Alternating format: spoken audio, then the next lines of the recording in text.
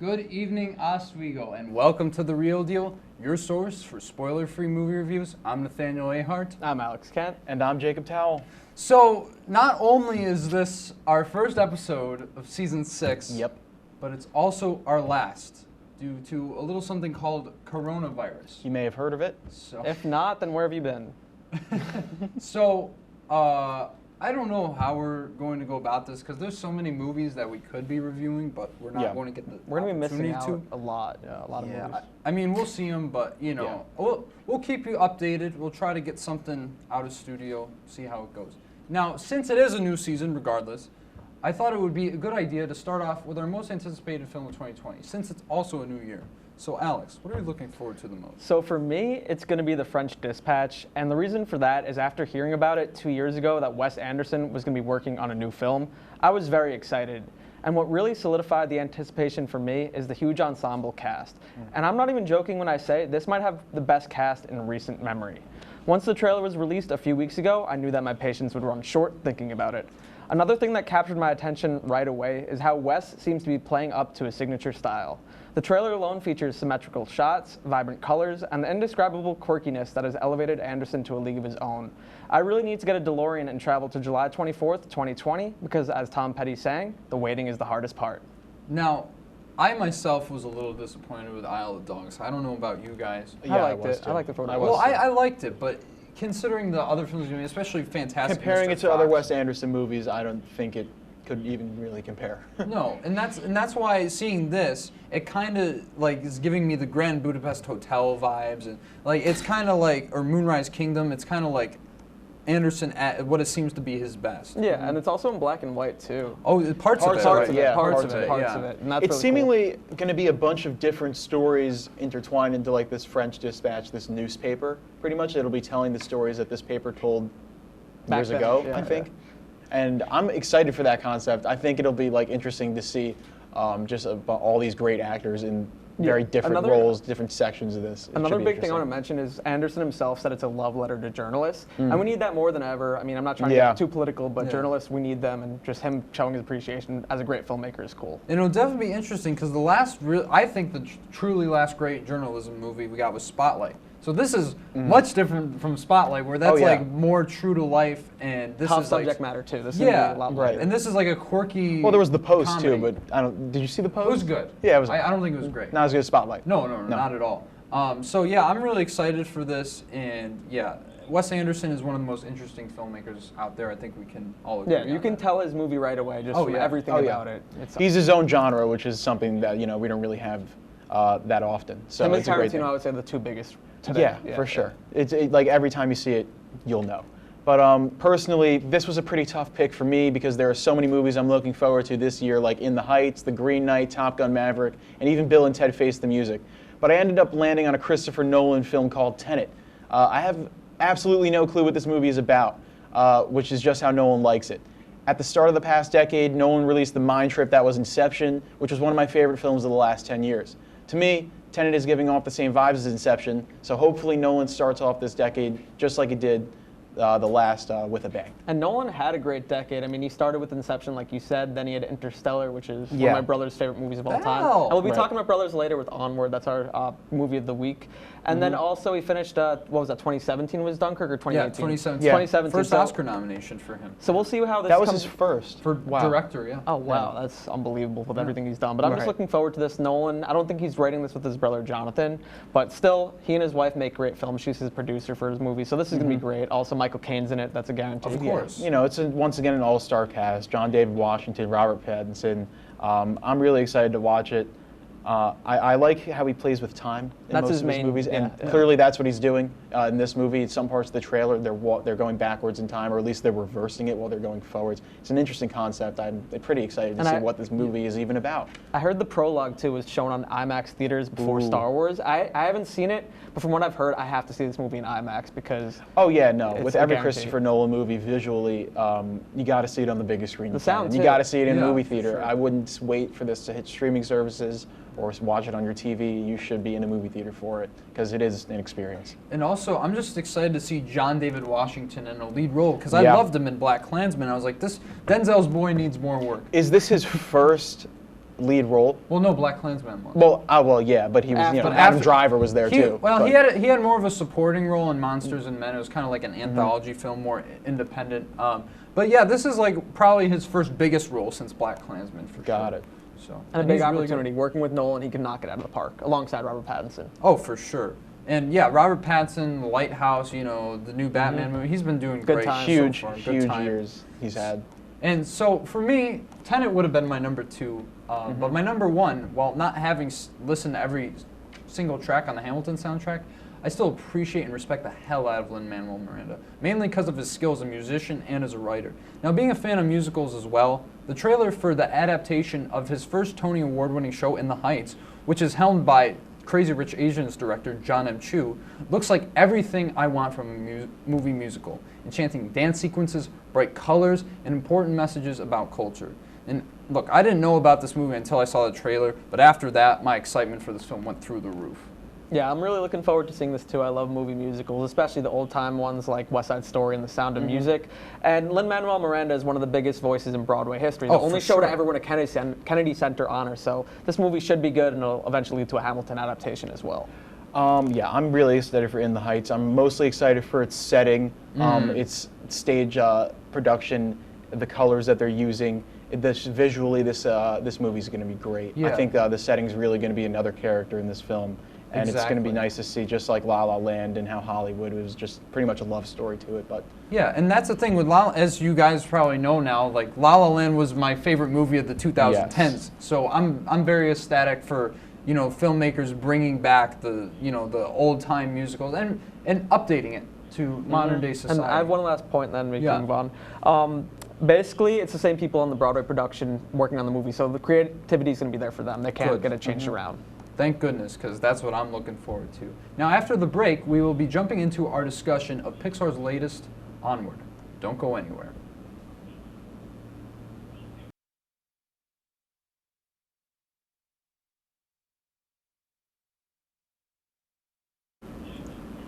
Welcome back to The Real Deal, your source of spoiler-free movie reviews.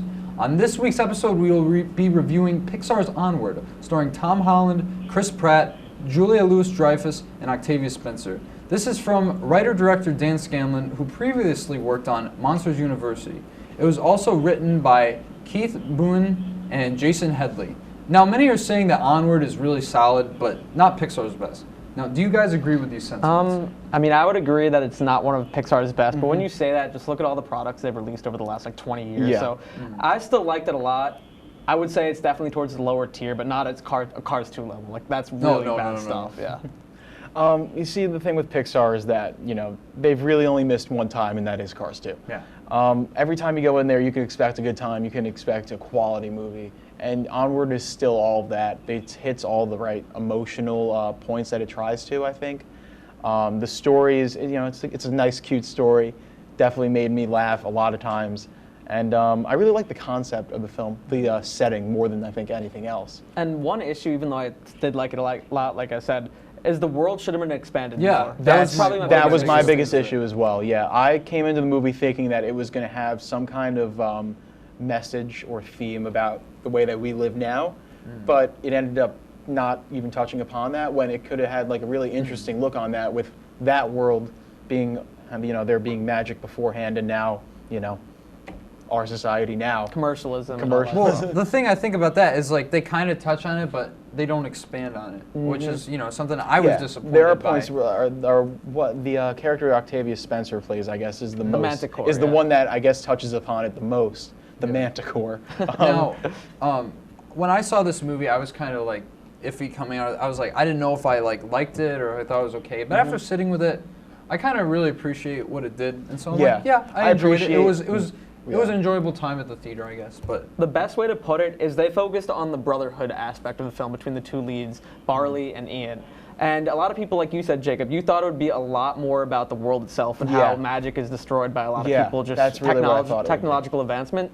Having a brother myself, and I'll get into this later, it really hit home. A lot of the emotional points that you said worked, and I really liked it a lot. I could see why certain people won't connect, but it really I connected with that too. I mean, I have a stepbrother and little sister as well, so I could kind of connect with. I definitely felt it. I felt all the emotional points, and I really liked. And like the story, I'm not trying to drag the story. I really like the story. It's just I wish it dived into the setting more because I feel like that was the that's biggest really problem. where like a good movie could have been, like a really great thing could have been. Yeah. But they missed out on it. Well, yeah, that's the thing. It's like I just feel like this kind of like plays into the script here. I think it was all kind of very contrived, especially the beginning, because there was some interesting things from a screenwriting perspective where they were kind of like setting things up, and I was like, Yeah. oh, that's cool. And then it would just go into like this, typical humor that really Right. isn't to the level of like the writing in Toy Story or like Monsters Inc. or that anything like that. So I was kind of let down by that, and also. I'm not really a fan of how they wrote Octavia Spencer's character. I mean, I get what they were going for. They were trying to show the effects of the commercialism, and Yeah. she was representation of that. It just wasn't fully executed. It It felt a didn't little make weird. sense. It felt Yeah. a little It weird. definitely, it didn't really make much sense at all, honestly. Yeah. She's supposed to be this magical defender of and send people out on quests, but here she is waiting this like medieval Trying to fix timesy a bar. karaoke machine, and it's Yeah. like, why are you doing that? It's just- I mean, just the whole plot, though. I just think that everything, it didn't feel like it happened out of like just naturally. It felt like it happened out of Yeah, necessity. everything was very. It was sort of forced. contrived in terms of it was just the quest was the main point, like the pixie fight that happened, the bridge scene. It was just basically obstacles in their quest. That was the whole movie. There was no really moments of them sitting down and talking, other than the ending, the climax. But Yeah. Well, and also I will say, and I think you guys agree with me. I think Tom Holland and Chris Pratt are really good. Like their voice work is really good. Though I do think, I don't think this is them, but I think some of the character moments are kind of like overdone. Well, which Yeah. kind the of thing bugged I me. can say about them, and you could feel their chemistry because they worked in Yeah. the MCU together. Exactly, especially yeah, the in last Infinity Infinity War War. and Endgame. Yeah. More so Infinity Yeah, War. more so Infinity War. But yeah, you could feel it. They improvised a lot. I was reading, and sometimes it felt a little weird because improvisation has that with it. Some jokes just don't land, but they felt like brothers. They really did. Yeah, and I think to that point is the improvisation. Like my problem with, I love Toy Story 4, but my main problem with it was all the improvised scenes, Key and because like Peele, yeah. the writing is so Yeah. inconsistent in that sense. Yeah, I guess tonally Toy Story 4 was off, and there are parts of this movie that are tonally off as well. But I guess you got to just give yourself to the journey. I guess you could say that this is Try to immerse yourself. Pixar's Yeah, Apocalypse sure. Now. Really? Well, worse than that movie, obviously. I haven't but- heard that one, but Well, that's the hot take off of tonight's Real Deal episode. all right. I will take it. After the break, we shall press forward with the rest of our review. Stay right where you are. Welcome back to our review of Onward here on The Real Deal. Now, one thing I was thinking, do you guys think it's intentional that Pixar decided to release Onward before their next effort, Soul? I wouldn't say the word intentional because Yeah. I don't think when you're creating a product, you're going to say, oh, this one's worse than that one, and you're going to release it. I think more effort was put on Soul because Pete Docter is directing it. And just like with Marvel, with Captain Marvel being released before Endgame, they had more people working for it. And I remember with video games too, I think Uncharted 3 was being made the same time as The Last of Us. And you put one team on more people on one side, and the other one just gets made at the same time. Yeah, I mean, they definitely put more focus. I think they're putting more focus on Soul as well. But Onward, it doesn't feel like it's rushed out at all. I feel like it could have used some polishing. For sure. But I guess the real issues in Onward just kind of lie with the setting, and Well, another thing I want to mention is I wish it was only an hour and a half. I wish it was 20 minutes longer. Most Pixar movies are a little longer. it was an hour and 40 Yeah. actually. It was an hour and 40 minutes. Oh. 42. I checked during That is the movie. true, Oops, yeah. I'm sorry. I didn't mean to check my phone. I stand during the corrected. movie. But honestly, I actually thought it was a little long. But that might just be me. Monsters Inc. is an hour and 20 minutes. Oh, I don't That's know if true. you guys do That's that. a good point. It's That's a really fair short. point. You could sit down and watch that movie. It'll feel like you watched a TV episode, Yeah. and it's one of the best movies ever made. Isn't Toy Like- Story an hour 20? Yeah, no. The older movies ever. Yeah. Pixar movies, they were short and they were quality. Short and sweet, yeah. Short and sweet, and that's how it should be with, a PG animated kids movie. Well, this was PG, right? Not Yeah, G. yeah, of Oh, course, of course, yeah. Yeah. It might have even been G. I don't know. No, but- there probably was PG. There was some violence, cartoon violence. Yeah, I mean, seemingly whenever Pixar goes with shorter movies, their scripts are just better in quality. Well, the thing I love about Pixar, and you can say this about a lot of their movies, whether it be Inside Out, also directed by Pete Docter, Up, another one directed by Pete Docter, The Incredibles, Finding Nemo, themes that resonate with everyone. Like, it is meant for, in terms of just on Yes. the surface, like 6 to 10-year-olds, if you really want to say that, but it fits with anybody of any age. Like, I remember my mom, she cries every time we go to the theaters. Toy Story 3, Yeah, Up, it was a sob story, but it's worthy. Well, But this movie's very specific, I think. yeah. It's pulling heartstrings that, I guess, I mean, they are sad, but it really is specific to the person and how they grew up to really have it land or connect. Well, I want to expand on that a little bit with what you just said, and then Nathaniel, you can go. You were very right. There has to be a specific niche with your life, like a father figure and a brother that's close to you. Really, you need to have that to get the full connection. Right. And I've always had that in my life, and every single moment, even the scene where they're learning to drive, I remember being in the car with my dad and brother and just merging the gap. It was always a problem. I mean, still is a problem when there's traffic. And it was funny how they used it in the movie, and I still remember my memories in high school doing that, so it just resonated. Well, it's funny that you guys say that, because like I didn't grow up with any brothers, and I didn't grow up with a father, so I feel like maybe partially that's just me not getting to the same level of connectivity as you guys were engaged in it. But that's the thing. I respect the movie for what it did. Yeah. Like I realized what it did, and while it didn't hit me necessarily emotionally, which probably hurts it a little bit, I have to give them a lot of respect. Yeah, because story-wise and theme-wise, I think it actually does some more adult things than they ever have in many Pixar movies, I think. Like, they're dealing with the loss of a father, stepfathers. It's just there's a lot of different things, like this sibling relationship, like growing up. How to deal with grief, social anxiety, like when he's trying to invite them to the party. A lot of different complex things in this movie, and along with its setting, which is also pretty complex, even though they didn't talk about that much. This movie tried to do a lot, and it did some things right. And even Julia Louis-Dreyfus' character of the mother, she was the perfect representation of being a mother that is aware of what her sons are doing, but she just doesn't know how to relate to them. That's a problem. It's a lot of single mothers. So. I feel that. Well, before we come back with our final reviews, a little piece of trivia for you. What was Tom Holland's feature film debut? After the break, we'll give you the answer right here on The Real Deal.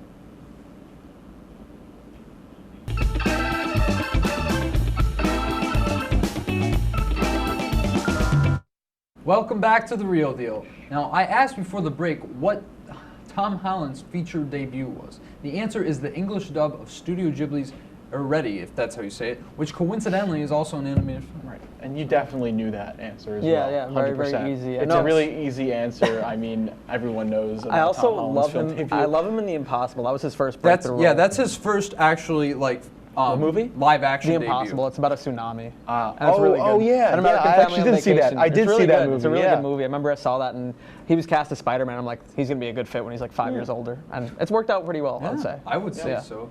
Now, all right, guys. Let's talk about it. What's the final verdict on Onward? I just think that it's a nice, solid effort, and nothing really harmless, like I said with Captain Marvel, even though I dislike Captain Marvel a lot more. But I do think that I'll revisit it in the future. Might buy it on Blu-ray. I'm not going to say I think in terms of just out of the 5 scale, I'll go more into that later, 4 out of 5, but I'll go more later. Well, you know, although I know it features some great voice work and from Chris Pratt and Tom Holland, and you know, some touching themes in there, the contrivances, the lack of world building, and you know, somewhat of a lackluster script proved this to be an enjoyable, but albeit a weaker Pixar film. I'd give it a 6 out of 10. So for me, Onward really surprised me more than I thought it would. Holland and Pratt's chemistry was realistic on all ends, and my twin brother kept popping into my mind and how lucky I am to have that relationship, so if he's watching, shout out to him. Although it's not quote-unquote top-tier Pixar, it's still a wonderful film that hits all the emotional points the company is known for. And if Soul is going to be better, I'm really excited to see where that goes. 8 out of 10. For me, Onward was another solid Pixar movie, but not one that would likely stand out for me in the long run. While I enjoyed the story and realistic family chemistry of Tom Holland and Chris Pratt, I think the world was dragged down by its story. There was an interesting opportunity for the film to make meaningful commentary about the world that we live in today, and I believe that was wasted. Not the best Pixar film, but certainly not the worst. I give it a 7 out of 10.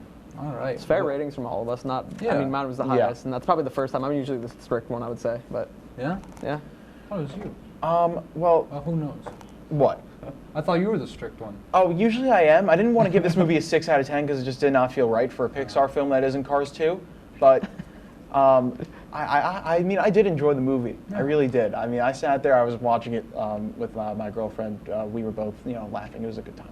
Yeah, definitely. I was actually contemplating whether I liked it more than Toy Story 4 after it ended.